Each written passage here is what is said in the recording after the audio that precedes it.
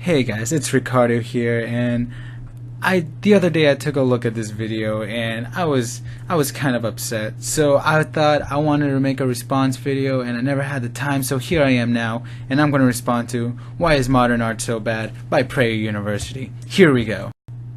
Don't forget to check out the original video, Why is Modern Art So Bad by PragerU. And so we get Robert Florsack, and he's going to tell us. The profound, the inspiring, and the beautiful were replaced by the new, the different, and the ugly. Today, the silly, the pointless, and the purely offensive are held up as the best of modern art. So let me just stop you right there for a sec. I don't think all of the modern 20th century artists are saying, let's replace the profound, the inspiring, and the beautiful for the the new, different, and ugly. Let's just make everything ugly. That isn't a method that everyone's going for here. I like to think art's a little more subjective than that, but then again, I'm not an art professor, so what do I know? In the late 19th century, a group dubbed the Impressionists rebelled against the French Académie des Beaux-Arts and its demand for classical standards. Whatever their intentions, the new modernists sowed the seeds of aesthetic relativism, the beauty is in the eye of the beholder mentality. Today, everybody loves the Impressionists. So he says that for whatever reason, the Impressionists rebelled against that academy, but we know what that reason was, and that's that these artists, they didn't fit those classical standards of the old masters he's talking about. They were so different. People like Cezanne and Monet, their stuff was often ridiculed. Monet, people would say his works were at best a sketch. So yeah, they didn't fit these classical standards. Today, everybody loves the Impressionists. And as with most revolutions, the first generation or so produced work of genuine merit. Monet, Renoir, and Degas still maintained elements of disciplined design and execution. But with each new generation, standards declined until there were no standards. All that was left was personal expression. The great art Wow. So he says right about the Impressionistic era is whenever art really started plummeting, started really going downhill. All art after that has started to just go bad. And I do have a little theory. It's quite the speculation, but it was around this time that the paint tube was invented, and so these artists could finally go out and just open fields and start painting. See, they didn't have to be restricted to these academic standard techniques, being in the studio. And like before the Impressionistic, these people, they started doing like a lot of like vivid colored paints and stuff. These classical paintings that you see there are like usually really dark, but anyway, I digress. I think the fact that paint has become more accessible is why you're seeing all this modern art that is so bad. It's just that everyone can paint now. It's not just these good painters that are commissioned by churches and other patrons or merchants. It's everyone that can paint now for their own personal expression. But what do I know? Compared to what is produced by relativism. The former gave the world the birth of Venus and the dying Gaul, while the latter has given us the Holy Virgin Mary, fashioned with cow dung and pornographic images, and Petra, the prize-winning sculpture of a policewoman squatting and urinating, complete with a puddle of synthetic urine.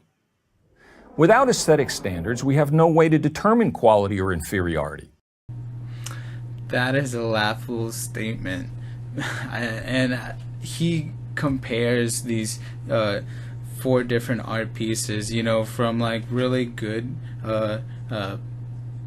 paintings and a sculpture to the one made out of cow dung and that synthetic urine one. That's if you remember right, in the medieval period there was depictions of baby Jesus that looked like old men. That was just an art standard they had there.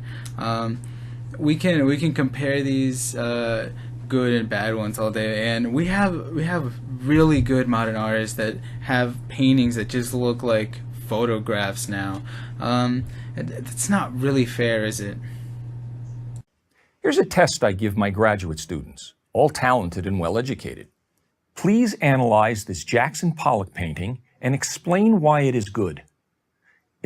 He later goes on to say that that was just his apron, but oh man, you gotta read this comment. So the comment's by AJ Puppy, and it says, if the students thought this was a Pollock painting, then they clearly were not taught what a Pollock painting looks like.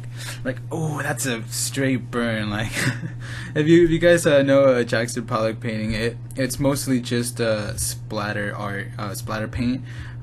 It is just as abstract as that apron he has going on there, but it's clearly not splatter paint there.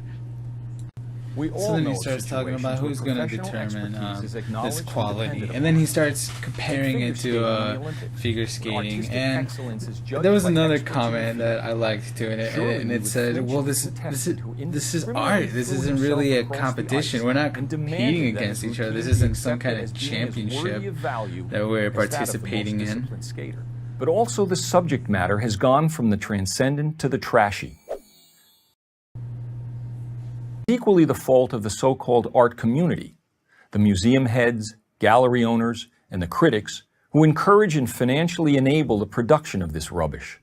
It is they who champion graffiti and call it genius, promote the scatological and call it meaningful.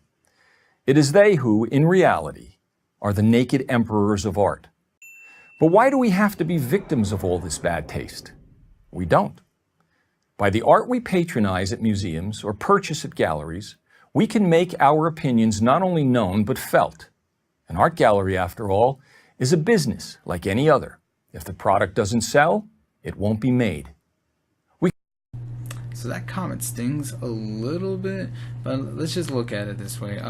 He says if art doesn't sell, then we shouldn't produce it or, even acknowledge it. So I want to talk about one of my favorite artists who was in the Impressionists group there, and that's Van Gogh. He only ever sold one painting in his lifetime, and it wasn't after he died that he started getting all this recognition and people started loving his work. So I don't think that's something that we should go by, and that these art institutions should go by either. We may not like it, but like I said before, I think it's a little bit more subjective than that. Alright guys, were you just as mad as I was? Do I even look mad? No, I was actually very upset when I first watched the video, and I had to make a response to it. But tell me what you guys think. Just write down in the comments below. Tell me, oh, Ricardo, you're not making any sense at all. You should only look at the best, the stuff that looks the darkest, the most dramatic lighting. Okay, yeah, okay, I'll listen to that. Or maybe you're one of those people that think, oh, it's all Picasso. Picasso was the best. We should always be looking for new ways to express art. Go ahead, just tell me what it is. Don't forget to like, and if you want to see more random things, just subscribe to my channel. See you guys later.